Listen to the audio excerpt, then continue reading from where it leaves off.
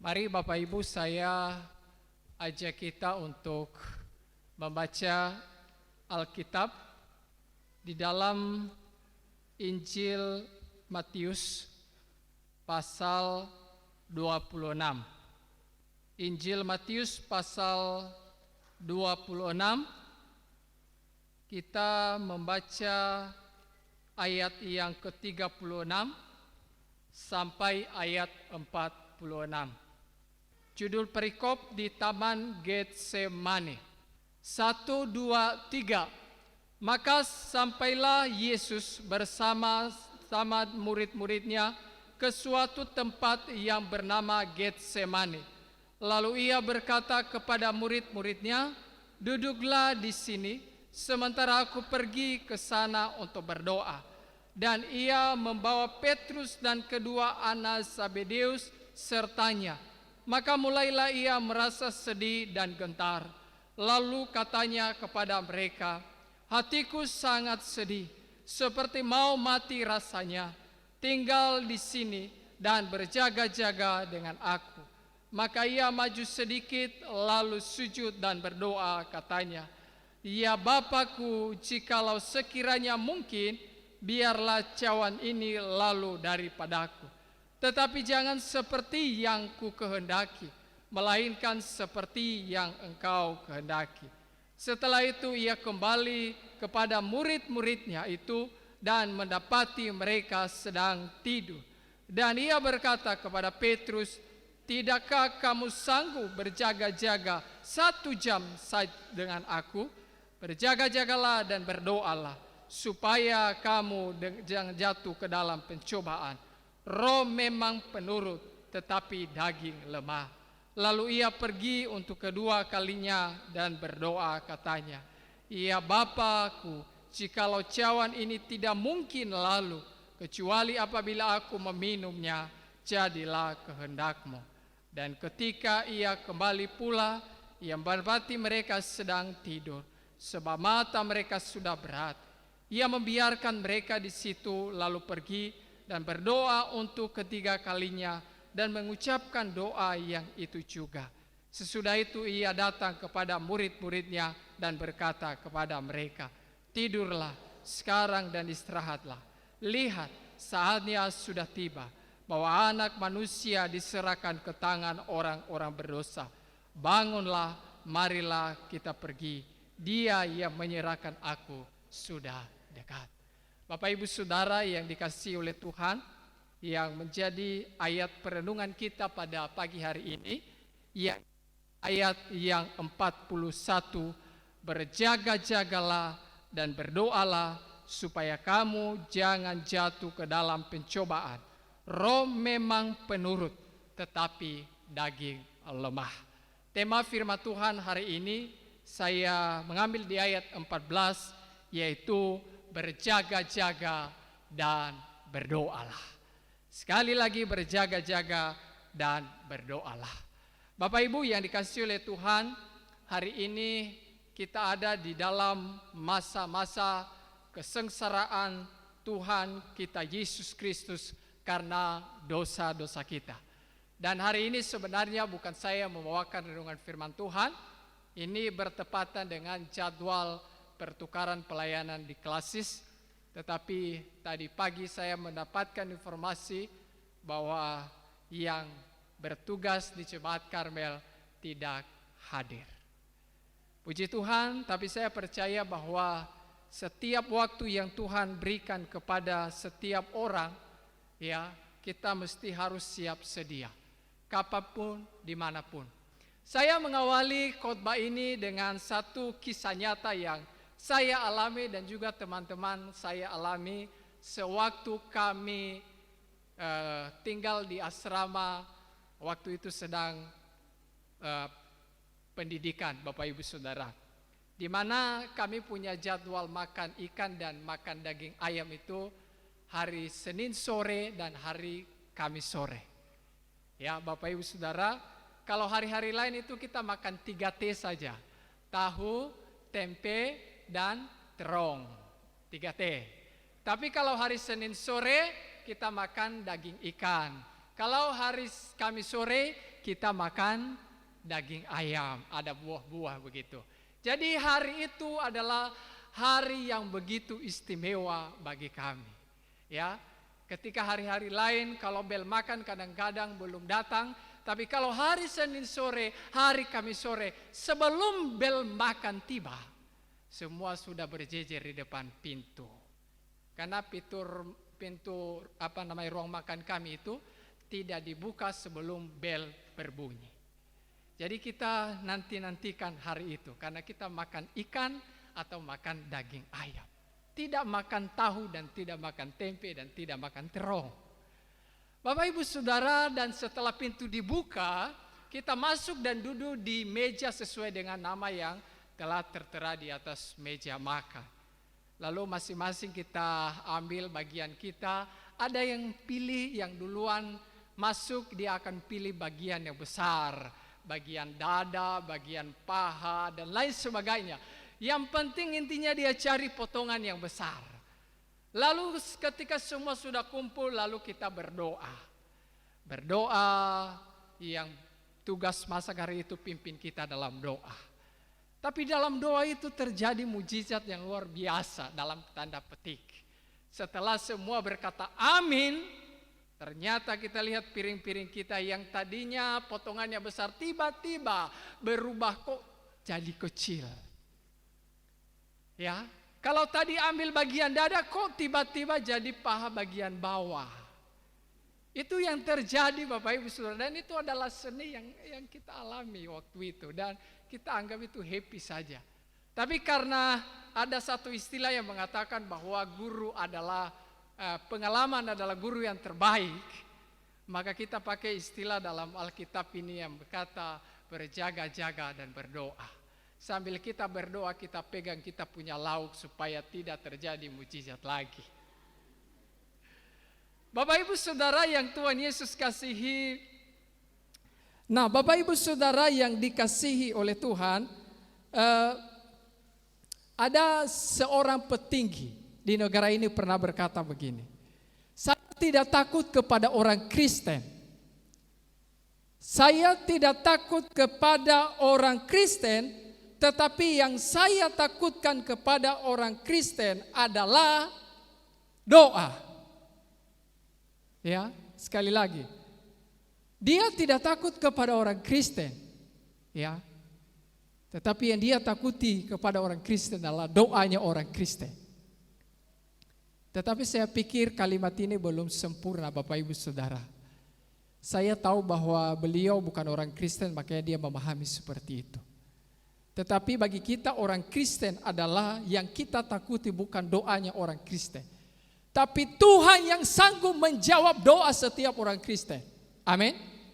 Karena Tuhan sanggup menjawab doa orang Kristen dan juga sanggup menahan setiap doa yang didoakan orang Kristen. Makanya di dalam Yakobus berkata bahwa jikalau engkau sakit, berdoalah. Dan dia kasih satu contoh di situ, yaitu Nabi Elia adalah orang yang benar karena memang dibenarkan oleh Tuhan. Maka ketika dia berdoa kepada Tuhan, minta supaya hujan tidak turun, maka Tuhan mengabulkan itu. Dan Bapak Ibu Saudara, kita mesti tahu bahwa tidak semua doa itu dijawab oleh Tuhan. Tidak semua dikabulkan oleh Tuhan. Itu yang harus kita tahu. Ya. Itu sebabnya banyak pergumulan yang kita hadapi, kita doakan bertahun-tahun kepada Tuhan, sampai saat ini pun kita belum melihat jawabannya. Tapi yang Tuhan mau kepada kita adalah tetap setia kepadanya. Tadi di Taman Getsemani ketika Tuhan Yesus berdoa, di bagian pertama dia berkatakan, jikalau cawan ini boleh berlalu daripadaku, tetapi jangan kehendakku, biarlah kehendakmu yang jadi. Lalu dia berdoa kedua kali, kalau harus aku meminum cawan ini, kalau harus aku melewati, kalau harus aku menanggungnya, kalau harus aku memikulnya, maka biarlah kehendakmu yang jadi. Bapak Ibu Saudara, Tuhan Yesus mengajar kita berdoa hari ini supaya kita tahu bagaimana kita seharusnya berdoa. Yang pertama, kita boleh memohon kepada Tuhan. Kalau boleh Tuhan, masalah ini berlalu daripadaku. Kalau boleh Tuhan, penyakit ini boleh berlalu daripadaku. Tuhan, kalau boleh. Tetapi di setiap akhir doa Tuhan Yesus, dia berkata, jangan kehendakku, biarlah kehendakmu yang jadi. Lalu dia kembali, lalu dia berdoa lagi. Dia berkata, kalau harus aku meminum cawan ini. Artinya apa Bapak Ibu Saudara? Kalau harus aku melewati, kalau harus aku menanggungnya, biar kehendak Tuhan yang jadi. Karena apa? Karena Tuhan yang paling tahu akan masa depan kita. Amin. Karena Tuhan yang tahu mana yang terbaik bagi kita. Mungkin bagi kita masalah itu tidak baik. Mungkin persoalan itu tidak memberikan hal yang positif bagi kita. Mungkin penyakit yang kita alami tidak memberikan keuntungan kepada kita. Mungkin kegagalan yang kita hadapi adalah celaka menurut kita. Tetapi bagi Bapa kita yang ada di surga, yang kita kenal dalam nama Tuhan kita Yesus Kristus, dia tahu apa yang terbaik ke depan. Maka ketika Tuhan Yesus berdoa untuk kedua kali, dia berkata, kalau harus aku meminumnya. Maka dalam doa kita Bapak Ibu Saudara, kalau kita sudah berdoa 1-2 kali, kalau boleh Tuhan, mungkin kita akan berdoa di kedua kalinya, ketiga kalinya, kalau harus aku meminumnya. Kalau harus aku melewatinya, biarlah kehendak Tuhan yang terjadi. Bapak Ibu Saudara, orang Kristen itu kuat berdoa. Ya. Orang Kristen terkenal dengan berdoa. Ada acara, ada doa semalam. Di gereja ada doa semalam. Makan, berdoa. Tidur, berdoa. Ya. Mau kerjakan sesuatu, berdoa. Kecuali orang yang tidak kenal Tuhan, pasti dia tidak berdoa. Dia buat-buat saja apa yang dia buat. Tetapi Bapak Ibu Saudara, sebagai orang Kristen, kita dengar firman Tuhan pun kita berdoa. Kita membaca Alkitab pun kita berdoa. Hampir seluruh kehidupan kita ini penuh dengan doa. Betul? Hampir seluruh aktivitas kehidupan kita selalu diawali dengan doa. Mama-mama yang jualan di pasar, sebelum buka jualan berdoa ke tidak? Tuhan Yesus berkati jualan saya hari ini, supaya jualan saya dapat laris. Bukan pakai kalau orang beli nanti baru laris. Ada yang begitu ya. Ada video yang pernah saya tonton, ada mama Papua. Sebelum dia buka bungkusan, ya bukan noken jualannya, dia berdoa kepada Tuhan. Dan saya salut, di tengah-tengah keramaian yang ada, suaranya besar, sebut nama Tuhan Yesus dalam doanya. Bapak Ibu Saudara yang dikasihi oleh Tuhan, orang Kristen itu terkenal dengan doa. Ya, ada orang yang bisa bertahan berdoa berjam-jam. Mungkin karena pergumulan yang berat yang dihadapi, mungkin karena tekanan yang dihadapi, dan lain sebagainya.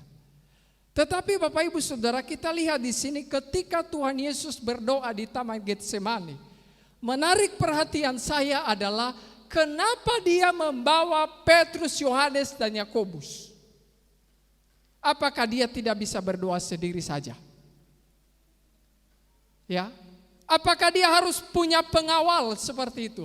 Toh juga nanti ketiga orang ini yang menyertai dia tidur. Tidak ada gunanya kalau dibilang dengan bahasa kasar. Tidur semua. Ya, saya harap tadi tidak ada yang tidur ya waktu doa syafaat. Amin. Ya, banyak orang Kristen begitu. Diam-diam tapi nanti kita tahu baru dia kucak mata. Amin. Ya, Tuhan mengajar kita berdoa dan itu keharusan. Itu sebabnya dalam Injil Matius ketika murid-muridnya meminta dia untuk mengajar kepadanya bagaimana harus berdoa, maka dia memberikan contoh doa yang sempurna. Bapa kami yang ada di surga, dikuduskanlah namamu. Semua itu lengkap. Ada penghormatan kepada Tuhan. Ada ucapan syukur kepada Tuhan. Ada pengampunan dosa. Ada permohonan di dalam itu. Bapak Ibu kalau teliti doa Bapa kami itu sungguh luar biasa. Sempurna saya bilang. Ya, semua singkat tapi merangkup semuanya. Nah Bapak Ibu Saudara yang dikasihi oleh Tuhan, waktu Yesus datang ini menjelang hari dia di mana Yudas akan menyerahkan dia. Dia membawa ketiga orang ini. Petrus, Yohanes, dan Yakobus. Kita tahu nanti Bapak Ibu Saudara tujuan Yesus membawa yaitu supaya berjaga-jaga selama dia berdoa. Tetapi apa yang terjadi Bapak Ibu Saudara? Ketika Yesus berdoa pertama kali, selesai dia berdoa, lalu dia kembali kepada murid-muridnya, di situ dikatakan bahwa ia mendapati murid-muridnya sedang tidur Bapak Ibu Saudara. Mungkin mereka sudah lelah, mungkin mereka sudah capek, mungkin mereka sudah letih, mungkin mereka sudah lesu dengan berjalan terus mengikut Yesus kemanapun Tuhan Yesus pergi. Tetapi Bapak Ibu Saudara menarik di situ bahwa ketika Tuhan Yesus kembali, ya, di ayat 40 bagian B dikatakan bahwa tidakkah kamu sanggup berjaga-jaga 1 jam saja dengan aku? Bapak Ibu Saudara, saya terenyuh mendengar kalimat yang Tuhan Yesus katakan di ayat ini. Tuhan Yesus minta kepada Petrus, Yohanes, dan Yakobus 1 jam saja. 1 jam saja engkau berjaga-jaga dengan dia. Bukan 2 jam Bapak Ibu Saudara. Bukan 3 jam. Bukan 4 jam. Bukan 1 hari. Bukan 1 bulan. 1 minggu, 1 tahun. Tidak. 1 jam saja berjaga-jaga. Tapi Yakobus, Petrus, dan Yohanes tidak bisa bertahan. Bapak Ibu Saudara, kalau kita pikir begini, Tuhan Yesus itu kan dia tahu kok apa yang dikehendaki Bapa. Dia akan masuk naik ke atas kayu salib. Betul tidak? Lalu ngapain dia berdoa? Dia bawa ketiga orang ini sambil berjaga-jaga. Mereka melihat guru mereka. Mereka melihat rabi mereka. Memberikan contoh yang baik. Memberikan teladan yang baik. Ini yang harus akan kamu lakukan. Kelak ketika saya sudah tiada bersama dengan kamu. Itu sebabnya Bapak Ibu Saudara, kita sebagai orang tua di rumah harus memberikan contoh yang baik bagi anak-anak kita. Ya, tidak cukup hanya bicara. Tidak cukup hanya dengan suara yang besar. Tidak cukup dengan rotan yang ada. Tidak cukup dengan hentakan atau gertakan yang ada. Tetapi sebagai orang tua, Bapak Mama kasih teladan. Kalau engkau berkata kepadamu jangan merokok, engkau orang tua jangan merokok. Amin. Kalau engkau berkata kepadamu pergi ke gereja, maka engkau orang tua harus lebih dulu datang ke gereja. Kasih contoh yang baik kepada mereka. Maka kelak mereka akan menjadi anak-anak yang baik. Bapak Ibu Saudara, kami punya orang tua itu tidak banyak bicara tentang kami. Ya, tidak banyak bicara. Jarang pukul kami pun. Paling kalau sudah keterlaluan baru rotan jalan. Tapi melalui teladan hidup mereka, Bapak Ibu Saudara, kami belajar bagaimana mereka rajin beribadah. Akhirnya kami ikut-ikut juga. Bagaimana mereka berdoa, kami ikut-ikut juga. Bagaimana Bapak Mama saya, Mama kami tidak pernah ribut di depan kami sebagai anak-anak. Walaupun ada masalah, kami tahu ada masalah. Tapi mereka tidak tunjukkan itu di depan kami. Supaya kelak kami juga tidak seperti itu kepada istri kami. Dan mama saya berpesan waktu saya menikah, dia bilang, kamu dua jangan berkelahi ya. Saya bilang, siap saya laksanakan. Seperti teladan yang telah diberikan mama dan bapak. Bapak Ibu Saudara yang dikasihi oleh Tuhan memberikan teladan. Melalui 3 orang yang nanti ajar, sampaikan kepada murid-murid yang lain. Tapi 1 jam itu saja pun tidak sanggup mereka bertahan. Bapak Ibu Saudara, mungkin banyak di antara kita hari ini yang tidak sanggup bersama. Ya, di Klasis Kota Jayapura ada program ibu-ibu ya, Biro Pelayanan Perempuan 1 jam sama Yesus. 1 jam bersama dengan Yesus. Tapi ada yang tidak bisa bertahan 1 jam dengan Yesus. 1 jam baca Alkitab banyak tidak bertahan. 1 jam berdoa dengan Yesus tidak banyak yang bertahan. 1 jam duduk dengar firman Tuhan banyak yang tidak bisa tahan. Berjaga-jaga, menahan segala ngantuk dan segala godaan yang lain. Siapa di antara kita ada di sini? Saya percaya tidak ada di sini, di luar sana banyak. Tapi kalaupun ada, firman Tuhan berkata kepada kita hari ini, berjaga-jagalah dan berdoa.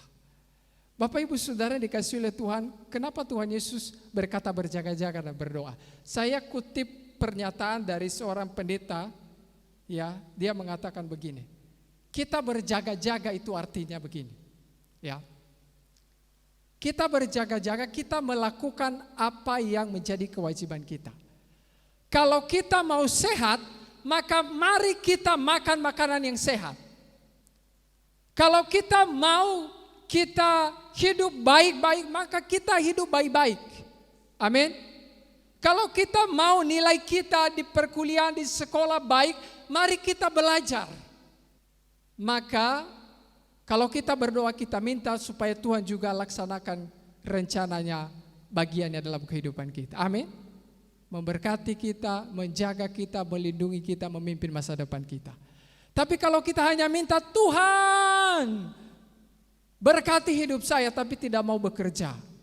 Tuhan anugerahkan nilai yang terbaik bagi saya tapi malas belajar. Nah, ini namanya masalah. Kita mau kita sehat tapi kita makan sembarangan. Saya sakit mak Bapak Ibu Saudara. Tapi saya tidak menyalahkan Tuhan, saya menyalahkan diri saya sendiri. Kenapa sering terlambat makan? Yang saya lakukan adalah menerima apa yang terjadi dan berobat.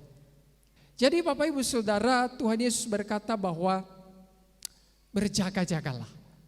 Jadi banyak orang yang jatuh ke dalam pencobaan karena tidak berjaga-jaga. Dia tahu saja dia paling rohani, ya. Dia tahu saja dia rajin baca firman Tuhan, tapi bawa diri dalam pencobaan. Dia tahu bahwa itu depan itu masalah jurang, tapi dia coba-coba loncat. Ada Tuhan yang akan menolong dalam nama Yesus.